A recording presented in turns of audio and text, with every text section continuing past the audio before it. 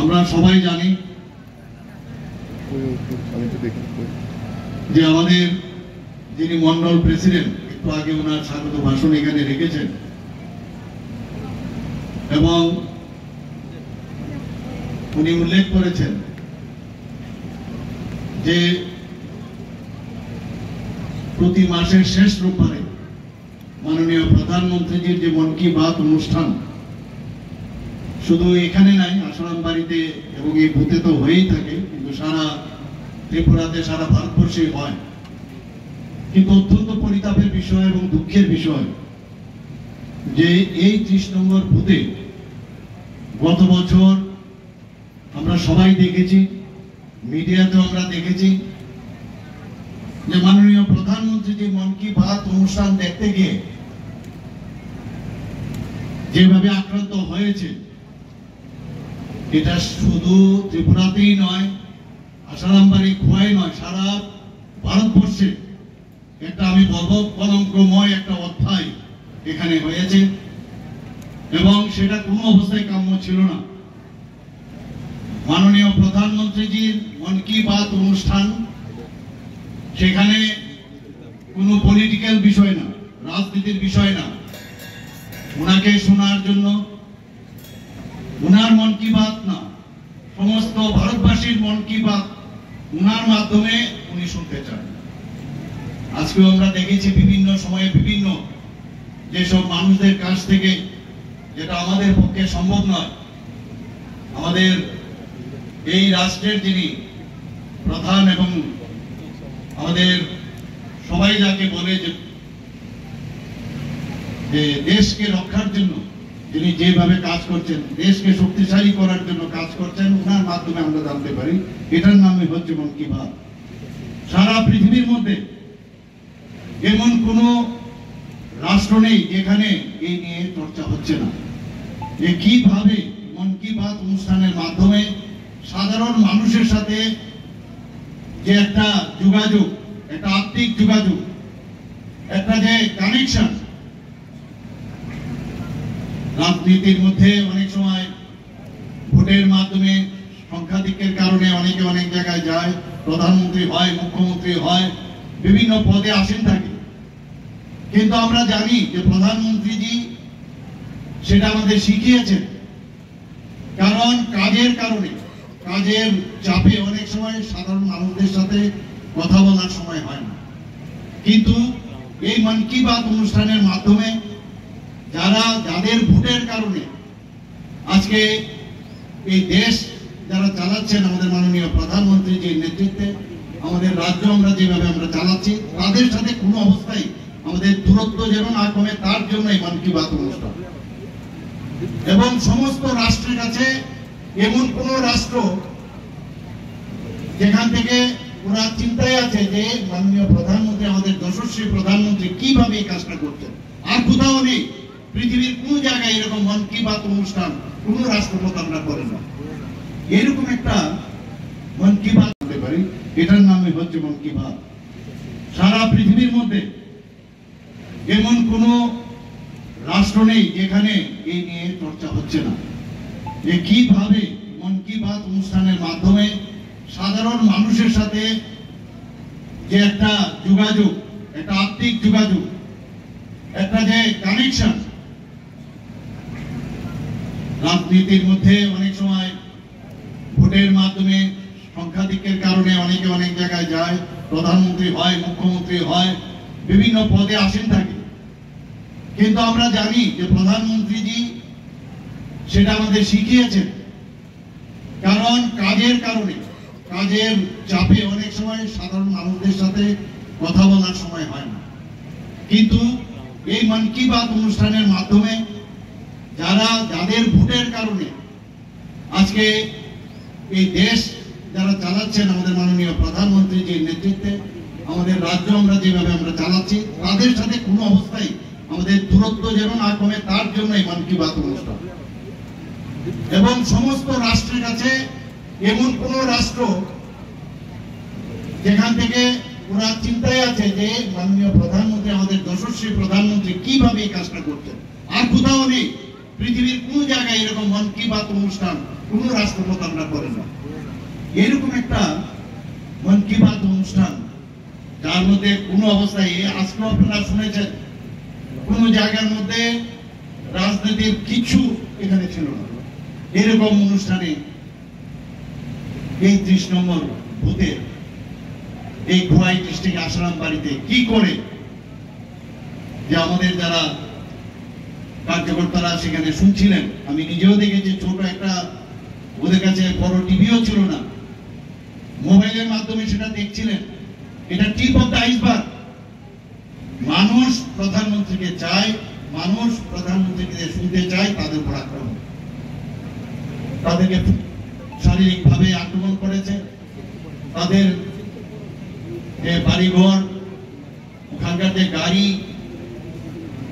যেভাবে ওদেরকে নষ্ট করা হয়েছে, এবং এখান থেকে বেশ কয়েকজন গুরুতর আক্রান্ত হয়ে শেষ পর্যন্ত জীবিতও যেতে হয়েছে। আমি নিজেও সেখানে গিয়েছিলাম। এটা কি অদ্ভুত অদ্ভুত এই ধরনের কালচার আমাদের ত্রিপুরাতে আগে ছিল 35 বছর, এবং যে 5 বছরের আমরা দেখেছি আগের যে সরকার, যে কংগ্রেসের যে সরকার, তাদেরকে আমরা দেখতাম। আমরা তো এই রাজনীতি থেকে বেরিতে চাই না। এটা কিরকম অবস্থা?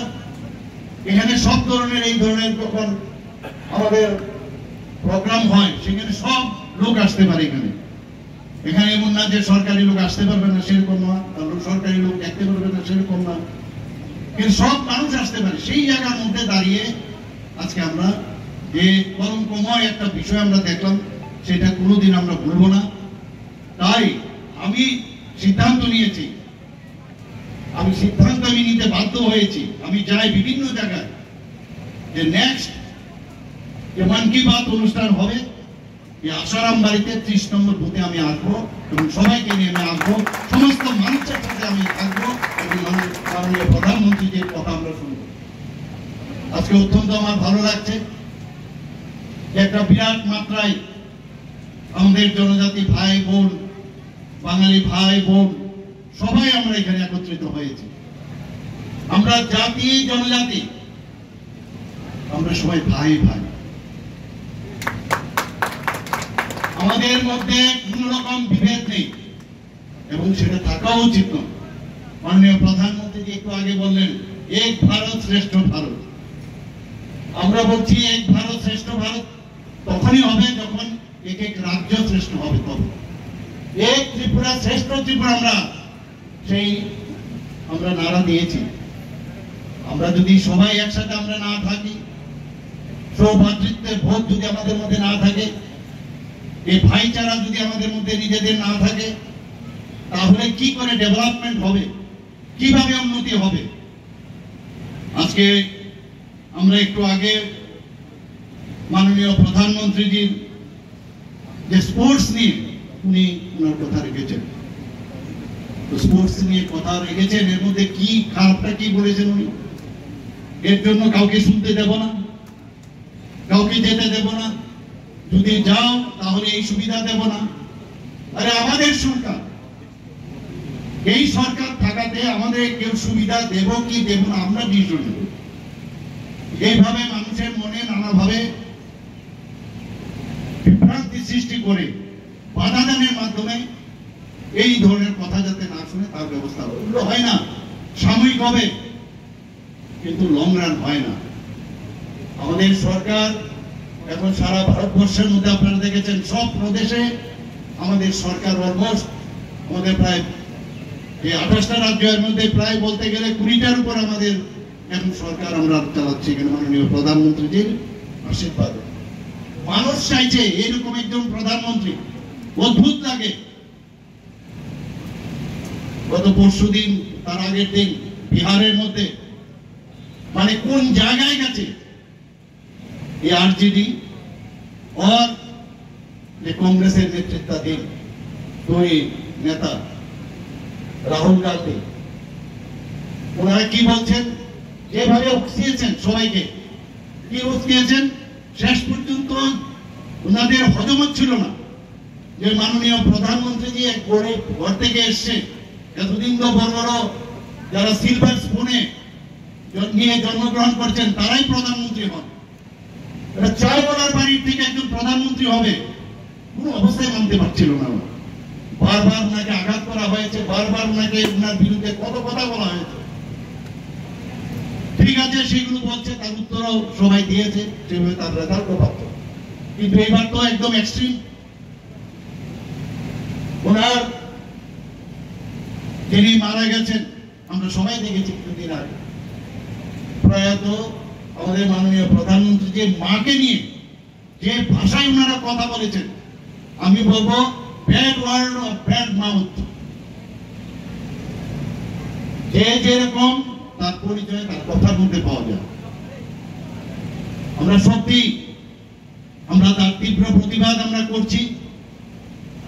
রাজনীতি সরকার আসবে, সরকার যাবে, কিন্তু মুখের ভাষা যাতে এরকম না হয়, যেটা বিহারের যে সংস্কৃতি, সেই সংস্কৃতিকে আমি মনে করি সেখানে আঘাত করা হয়েছে, ভারতবর্ষে তো করা হয়েছেই, এবং কোন অবস্থায় মানুষ সেটাকে ভালোভাবে নেবে না। আবার কিছুদিন আগে 20 বছরের মুখ্যমন্ত্রী আমাদের ত্রিপুরার একজন ছিলেন, আমার এখনো মনে আছে। উনাকে সাংবাদিক বন্ধুরা জিজ্ঞেস করছিলেন যে মন কি বাত অনুষ্ঠান নিয়ে আপনি বলুন তো কি মন কি বাত অনুষ্ঠান, ওরা কে দেখে মন কি বাত অনুষ্ঠান? আমি ওনাকে আহ্বান করবো যে আমার আরেকটা যে মন কি বাত অনুষ্ঠান আপনি আসবেন, এসে দেখবেন সারা ভারতবর্ষের যে কয়েকটা জায়গা, সমস্ত প্রদেশের বিভিন্ন জায়গায় দেখায়।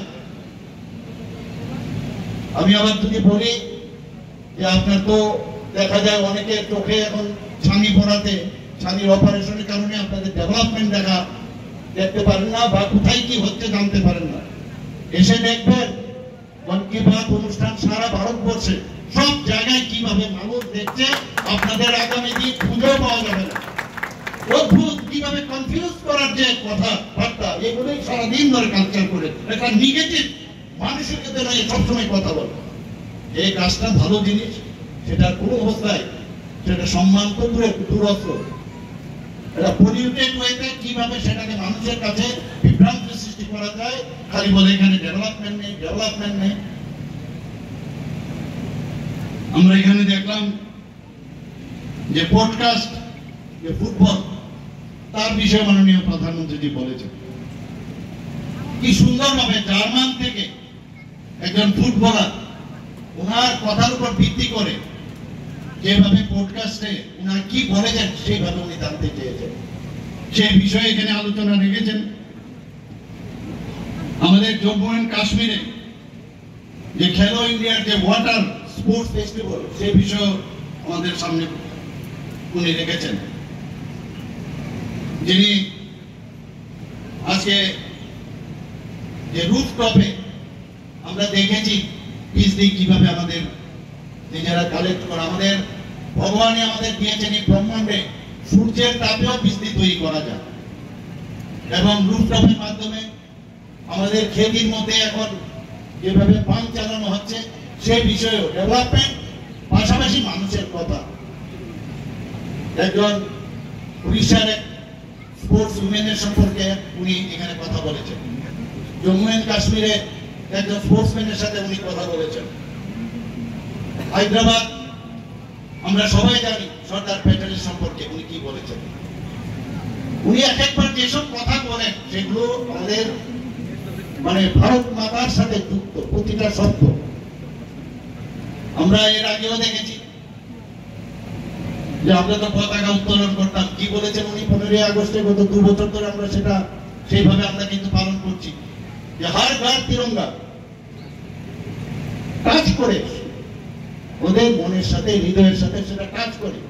প্রতিটা মানুষ এখানে জানো যারা আছেন, পতাকা তো আমরা আগে উত্তোলন করেছি, কিন্তু হর ঘর তিরঙ্গার মাধ্যমে আমাদের দেশের জন্য যারা প্রাণ বলিদান হয়েছেন, এখনো যারা দেশের অখণ্ডতা রক্ষার জন্য কাজ করছেন, তাদের প্রতি সম্মান দেওয়ার জন্য এই হর ঘর তিরঙ্গা উনি বলছেন।